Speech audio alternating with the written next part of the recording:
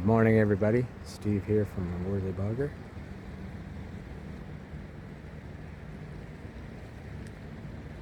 It's October 30th, 2025. Let's see, the Yakima is ripe with color.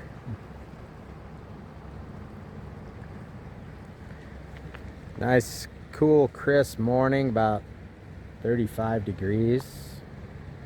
Having nice temperature swings, cold nights, warm days up in the 50s.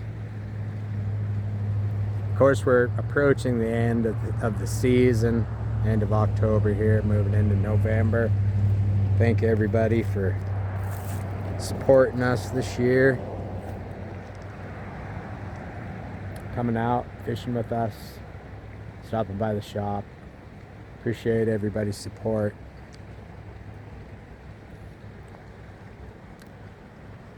Of course, the river is open year-round to fishing, and fishing will resume into November.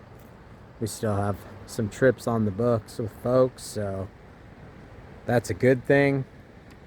We have had some rain, which has been a welcome sight here after very, very hot and very dry August and September. So that's been nice, although, you know, I've kind of talked about this before, how the river flows are affected versus other rivers in the state. A lot of folks are used to rivers on the west side, and when rainfall happens, the river flows are driven up and usually blow out with excess water. The Yakima, different, controlled by reservoirs, so rainfall really doesn't affect river conditions, not much usually, maybe just 100 or 200 CFS at times. Although looking at the graphs, we'll see a projected surge in river flows, and when this happens, the main root is that we have snowfall that happens in the hills or happens on the pass. And that's exactly what's happened over the last several days. We've gotten some snow in the low-lying hills and up on Snoqualmie Pass. If you look at the cameras, you can see the snowfall that's happened. And when we get early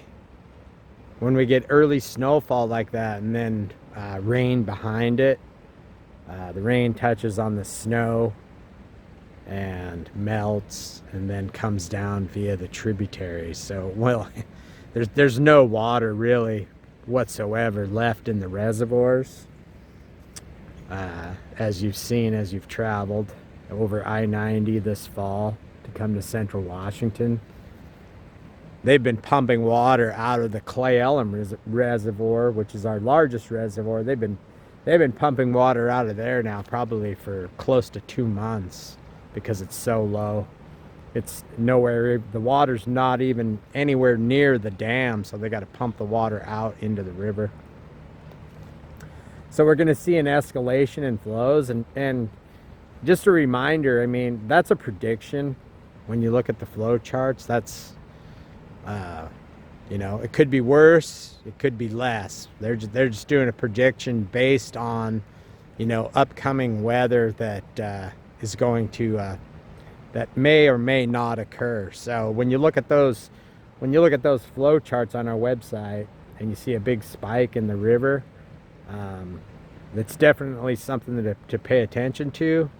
But again, may or may not happen to that extent.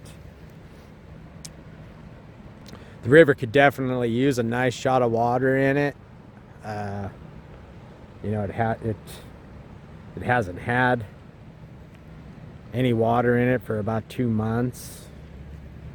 Not any adequate water, not a shot of water that, you know, kind of clears things up and pushes things through. So if that happens, be aware of that. When we see extreme flows, rise that quickly in the system. The river most likely will probably be a little dirty, but again, that's a predicted base, and as we move closer to that, we'll be able to tell whether or not the river's going to be out the first few days of November, first week or so. Afternoon fishing still good. The early mornings, you know, you're going to be nymph fishing or streamer fishing, and you know, when it gets chilly, you know, the fish are less active. As the day warms up and the bugs start moving, the fish get more active. Still good hatches of blue wings happening in the afternoon. So even if you can't get out, you know, in the morning, you can get out in the afternoon and still find good fishing, good fish rising, you know, between 1:30 and 2 o'clock.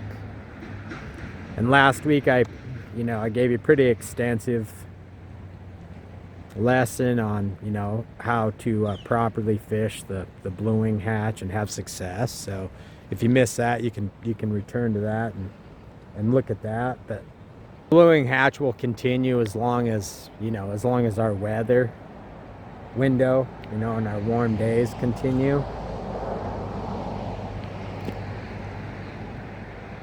And then as we move later on into November, you know, it'll become a, you know, primarily nymphing and streamer game. Once the bug hatches all kind of taper off for the season, the fish don't go into hibernation and not eat. You know, they forage a lot. Whitefish will begin their spawn, so that they'll take over and they'll move into, you know, the low gradient portions of the river where there's, you know, adequate oxygen, good substrate for spawning, and begin spawning, and the trout will move in behind them, you know, and forage on eggs, caddis pupa, cased caddis in the river that fish, you know, will feed on. We're also probably going to see some coho moving into the river in November as well, and they'll be spawning in certain areas. I'll look at those numbers and see, but do have a time change coming up, daylight savings time, so you can adjust your fishing hours and your fishing times accordingly. But right now, still beautiful days for fishing. And the Basin lakes are still open for fishing. I'm still getting good reports there from Dry Falls and Lake Lanise. People fishing chironomids mainly there and having good success. A lot of those will stay open until the end of November for fishing. But if you are going to travel to one of the Basin lakes, you know, make sure that you check the regulations and that the lake that you want to fish is a late season closure, just to make sure that it's open.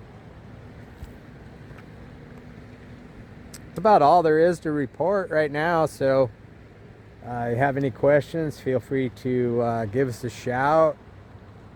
Not everybody have a good upcoming weekend, and again, appreciate all your support, and hopefully we'll see you all soon.